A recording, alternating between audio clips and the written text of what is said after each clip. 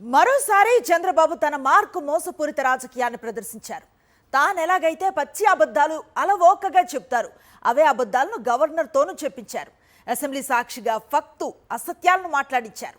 అప్పులతో రాష్ట్రాన్ని అధోగతి పాలు చేస్తున్న చంద్రబాబు గవర్నర్తో మాత్రం బుల్లెట్ ట్రైన్ కంటే వేగంగా రాష్ట్రం అభివృద్ధి చెందుతున్నట్లుగా చెప్పించారు. కూటమి ప్రభుత్వం అధికారంలోకి వచ్చి 20 నెలలు గడుస్తున్నా ఇప్పటి వరకు అభివృద్ధి, సంక్షేమం అనేవి రాష్ట్రంలో మచ్చుకైనా కనిపించడం లేదు. గిట్టుబాటు ధర లేక రైతులు, ఫీజు రియంబర్స్మెంట్ నిధులు మంజూరు కాక విద్యార్థులు, ఉద్యోగాలు లేక నిరుద్యోగులు, ఏ సంక్షేమ పథకం అందక మహిళలు, ఇలా అన్ని వర్గాల ప్రజలు చంద్రబాబు సర్కార్లో ఇబ్బందులు పడుతూనే ఉన్నారు. కానీ రాష్ట్రం అంతా సుభిక్షంగా ఉన్నట్లు, ప్రజలంతా సుఖ సంతోషాలతో వర్ధిల్లుతున్నట్లు, అసలు చంద్రబాబే లేకపోతే ఆంధ్రప్రదేశ్ అనేది ప్రపంచ పటంలో కనబడదు అన్నట్లుగా అసెంబ్లీలో గవర్నర్తో చెప్పించారు చంద్రబాబు. అసెంబ్లీ బడ్జెట్ సమావేశాలు ప్రారంభం కాగానే గవర్నర్ అబ్దుల్ నజీర్ ఎప్పటిలాగే తన ప్రసంగాన్ని ప్రారంభించారు. అందులో చంద్రబాబు రచించిన పచ్చి అబద్ధాలే ఉండడంతో వైఎస్ఆర్ కాంగ్రెస్ పార్టీ ఆగ్రహం వ్యక్తం చేసింది. రాష్ట్రంలో శాంతి భద్రతలు లేవని, మెడికల్ కాలేజీల ప్రైవేటీకరణను నిలిపివేయాలని, వేల కోట్ల విలువైన భూముల్ని చంద్రబాబు తన బినామీలకు కట్టబెట్టడాన్ని నిలిపివేయాలని, ప్రతిరోజు ఎక్కడో చోట అఘాయిత్యానికి గురవుతున్న మహిళలు, చిన్నారులకు రక్షణ కల్పించాలని, ఇలా అనేక డిమాండ్లతో వైఎస్ఆర్ కాంగ్రెస్ పార్టీ సభ్యులు నినాదాలు చేశారు. గవర్నర్తో చంద్రబాబు పచ్చి అబద్ధాలు చదివిస్తున్న వేళ వారంతా తమ నిరసనను తెలిపారు. వైఎస్ఆర్సీపీని ప్రతిపక్షంగా గుర్తించి ప్రజా సమస్యలపై చర్చించేందుకు తగిన సమయం ఇవ్వాలని డిమాండ్ చేశారు. అయితే చంద్రబాబు ఇవేమీ పట్టించుకోకపోవడంతో వైఎస్ఆర్ కాంగ్రెస్ పార్టీ సభ నుంచి వాకౌట్ చేసింది.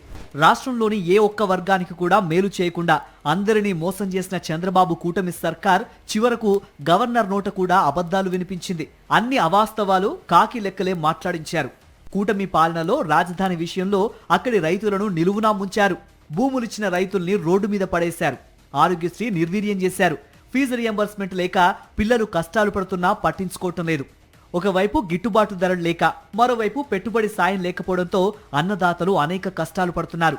వాటి గురించి, జనం సమస్యల పరిష్కారం గురించి గవర్నర్ ప్రసంగంలో లేకుండా సీఎం చంద్రబాబు జాగ్రత్త పడ్డారు. దానిపైనే వైఎస్ఆర్సీపీ సభ్యులు మండిపడ్డారు. రాష్ట్ర ఆర్థిక పరిస్థితి అత్యంత దారుణంగా తయారైనప్పటికీ అభివృద్ధి పథంలో దూసుకుపోతున్నట్లు అసెంబ్లీలో గవర్నర్ ద్వారా చెప్పించారు చంద్రబాబు. నిజానికి 23 రాష్ట్రాల ప్రకారం పన్ను ఆదాయాల వృద్ధి విషయంలో ఆంధ్రప్రదేశ్ 22వ స్థానంలో ఉంది. అంటే చివరి నుంచి 2వ స్థానంలో ఉంది. ఇంత దారుణంగా ఆర్థిక పరిస్థితి కళ్ళెదుటే కనిపిస్తున్నా రాష్ట్రం బుల్లెట్ ట్రైన్ కంటే వేగంగా దూసుకుపోతోందని, అదంతా చంద్రబాబు విజన్తోనే సాధ్యమైందంటూ గవర్నర్తో చంద్రబాబు పచ్చి అబద్ధాలు మాట్లాడించడంపై తీవ్ర విమర్శలు వస్తున్నాయి. నిజానికి చంద్రబాబు సర్కార్ సాధించిందేమైనా ఉందంటే అది కేవలం ప్రభుత్వ అప్పులు, అవినీతి, రాజకీయ కక్ష సాధింపు చర్యలు, తప్పుడు ప్రచారాల్లో నెంబర్ 1గా నిలవడం మాత్రమే అని వైఎస్ఆర్సీపీ అధ్యక్షుడు, మాజీ ముఖ్యమంత్రి వైఎస్ జగన్మోహన్ రెడ్డి స్పష్టం చేశారు. రాష్ట్ర ఆర్థిక అధోగతిపై వైఎస్ జగన్ అడుగుతున్న ప్రశ్నలకి చంద్రబాబు సర్కార్ నీళ్లు నములుతోంది తప్ప సమాధానం చెప్పలేకపోవటం చర్చనీయాంశంగా మారింది.